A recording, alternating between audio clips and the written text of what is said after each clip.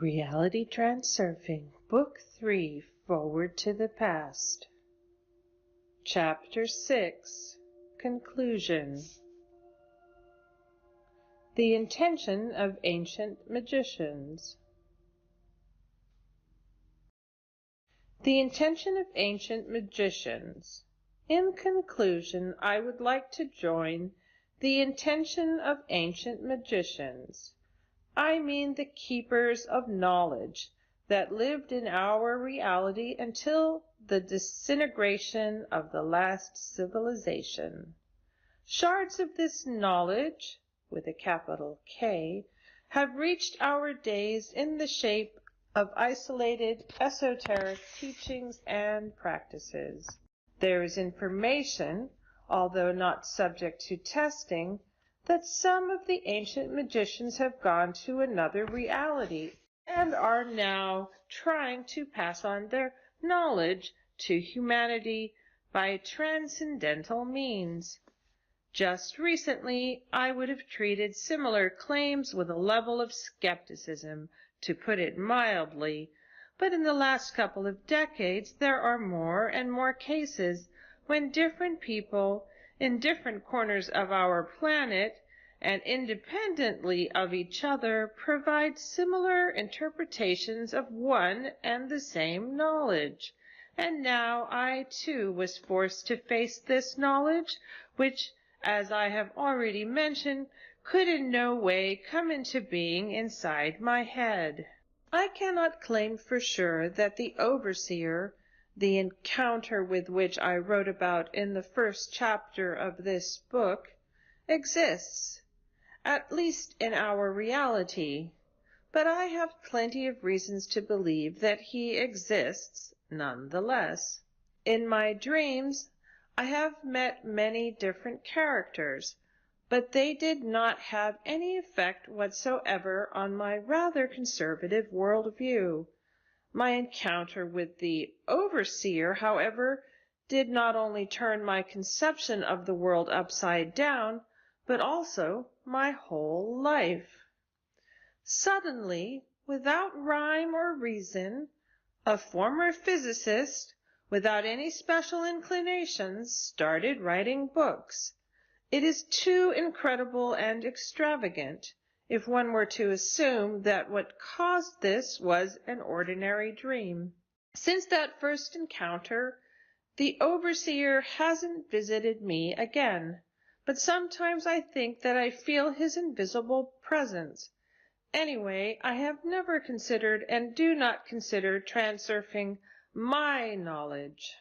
I am just a repeater, tuned into a corresponding area in the space of variations, and I do not sense my merit, although I must admit I had great difficulties putting the knowledge of transurfing into words and reducing it down to a system. It is one thing to find out. It is a completely different thing being able to tell about it. You shall in turn not only discover, but experience all of this knowledge. Having devoured the book, you do not obtain knowledge, but familiarity. These are two different things. Transurfing offers rather specific methods of turning dreams into reality, but someone may think that even that is not enough. If you are going to look for tricks, like the procedure of tying a tie, then you could senselessly spend your life doing that, because controlling your fate doesn't fit the rules, like the ones that go 1, 2, 3. You cannot reduce transurfing to a technique of performing some kind of tricks. It is not about the technique, but about becoming aware of your inner freedom and feeling that you are the master of the layer of your world. Let me repeat that. It is not about the technique, but about becoming aware of your inner freedom and feeling that you are the master of the layer of your world. Once you've got that feeling, everything will roll on its own without any technique.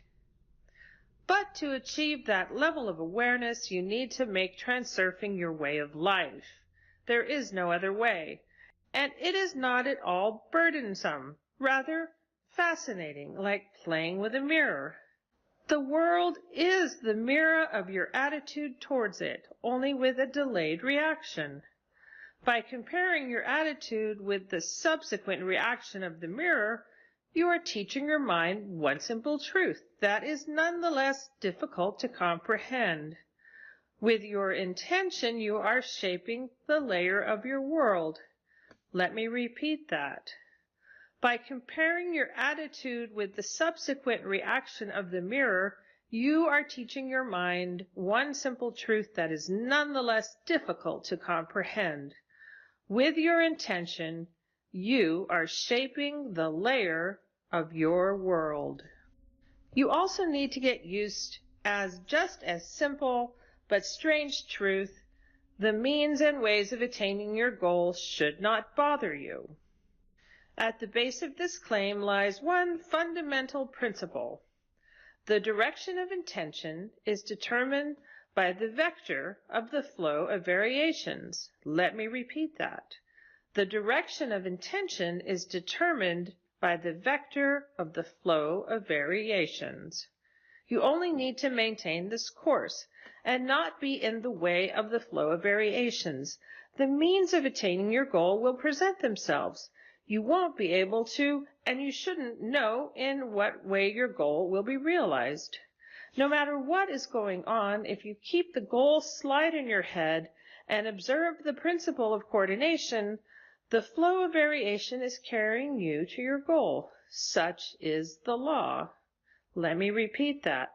No matter what is going on, if you keep the goal slide in your head and observe the principle of coordination, the flow of variation is carrying you to your goal. Such is the law. Realization of the principles of transurfing won't happen just like that once you've read the book. Familiarity will turn into realization only as a result of practice. Do not expect instant results.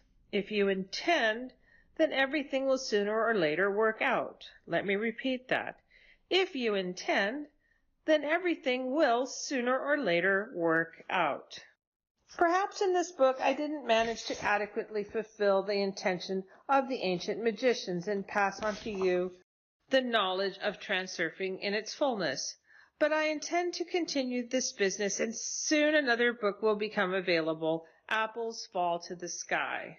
In this book, new frontiers will be revealed to you, which will make our amazing and wonderful mirror world sparkle. End Chapter 6. I am now moving on to the epilogue. Epilogue. And so our magic field trip to the world of transurfing has come to an end. If you were only satisfying your curiosity, then to you transurfing will remain nothing but a field trip, and one wouldn't expect you to return. But if nonetheless something in this book touched on the sensitive chords of your soul, then the magic journey has only begun. I do not care if you believe all this or not. After all, having met the overseer in the space of dreams, I didn't believe it myself. I do not intend, like pendulums, to gather around me a cohort of adherents and try to prove something to everyone. By practically applying the principles of transurfing, you will not only see for yourself that they are working, but you will also make a lot of new amazing discoveries about which no one had any idea. Then perhaps you will write to me, and we will feel happy and be amazed together. All of us are, in essence, lone wanderers in the infinite space of variations. Transurfing lights a flicker of hope for the tired wanderer, making his way through in the darkness of false limitations and stereotypes. Make use of your right to the freedom of choice, and then you will hear the rustle of the morning stars, and apples will fall to the sky. Good luck to you, lone wanderer. And that completes the book. Thank you for listening.